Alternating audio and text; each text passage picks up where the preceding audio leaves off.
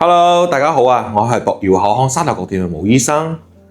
呢一排咧，我收到好多網友嘅私信，都問我一個共同嘅話題，即係貼片。佢話毛醫生，我係女仔嚟嘅，但我想做貼片，但係咧聽講做貼片咧需要磨好多牙齒，對牙齒會損傷好大啊，以後會變脆。呢啲都係好多人喺網上可以睇到嘅一個話題。呢一期咧，我哋嚟講一講，究竟做貼片需唔需要磨好多牙齒？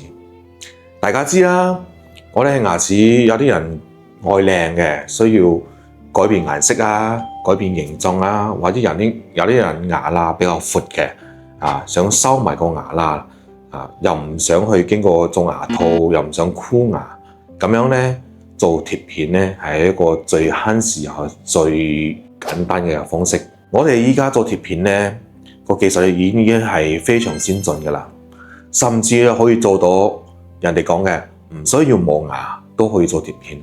但係你講咧，如果唔需要磨牙咧，咁樣做出嚟牙齒嘅貼片咧，會比自己下次會厚少少。所以咧，好多人喺做貼片嘅時候咧，醫生咧都會喺牙齒上面薄薄地咁磨一層，因為我哋嘅貼片咧都有一定嘅相應嘅厚度。如果牙齒表面輕輕地磨一層咧，首先咧佢可以增加佢嘅固胃力啊。第二咧，佢做出嚟嘅效果咧，同自己原先嘅牙齒嘅厚度係一樣嘅。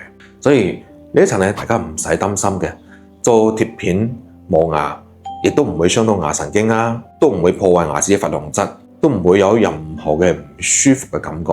阿毛醫生咧喺呢10年嚟做好多貼片，基本上冇人反饋話，亦都唔會話出現大家擔心嘅琺瑯質會變差，牙齒會變脆，或者後期有咩唔舒服嘅感覺，所以大家可以放心做。最緊要咧，大家都要揾一間正規嘅牙科做全瓷貼片，因為我哋牙齒咧同全瓷係兼容嘅，千祈唔好貪平去做嗰啲人哋話咩銅瓷貼片啦，或者樹脂貼片。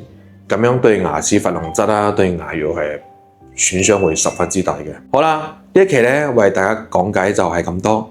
如果有其他關於牙齒嘅問題咧，可以下面評論區留言俾毛醫生。我哋下一期再見，拜拜。